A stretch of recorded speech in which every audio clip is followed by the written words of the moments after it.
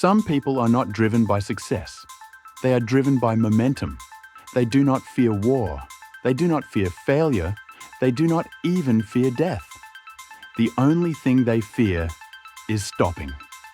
Alexander the Great was one of them. Before the age of 32, he reached the edge of the known world and collapsed at the peak of power. Today, I am not here to judge history. I am here to explain one thing: why his destiny could only move forward and could never turn back. In Eastern Metaphysics, Alexander belongs to an extremely rare personality type, a high momentum pressure pattern, known in Chinese BaZi as the 7 killing structure.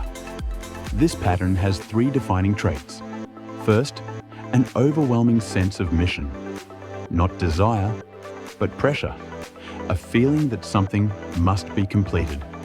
Second, extreme impatience with order, waiting, negotiation, compromise. They produce physical irritation. Third, the greater the danger, the clearer the mind. Calm environments weaken them. Chaos sharpens them. In the modern world, this pattern appears among extreme founders, radical explorers, and war-driven leaders. Alexander was the historical prototype of this structure. Many believe Alexander conquered endlessly because his ambition was too great. From a BaZi structural perspective, the truth is the opposite. He did not expand because he wanted to. He expanded because he had to. This personality carries a fatal weakness. When momentum cannot be released outward, it turns inward.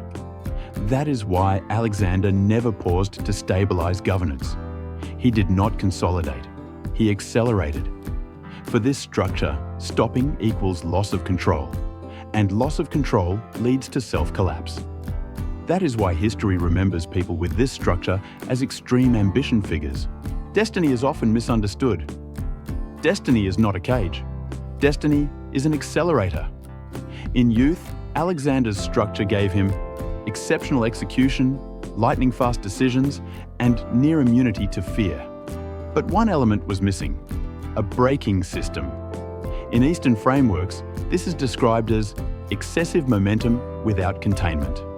When life can only move forward but cannot contract, outcomes narrow to 2 endings: external termination or internal exhaustion. Alexander belonged to the second.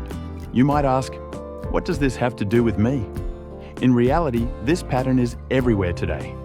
Among founders who rise too fast, professionals who climb endlessly yet remain anxious, and individuals addicted to emotional intensity. Their problem is not lack of effort, it is the inability to stop. If you recognize these signs, always chasing the next goal, discomfort with stability, anxiety after success, you do not need more aggression. You need momentum management. Alexander did not fail. His pattern completed itself. If you want to know whether you are closer to an Alexander-style momentum personality or a stable accumulation type, leave your birth year in the comments. No exact date needed. I use an abstracted Eastern personality framework to identify structural tendencies. In the next episode, I will explain who should push forward and who must slow down.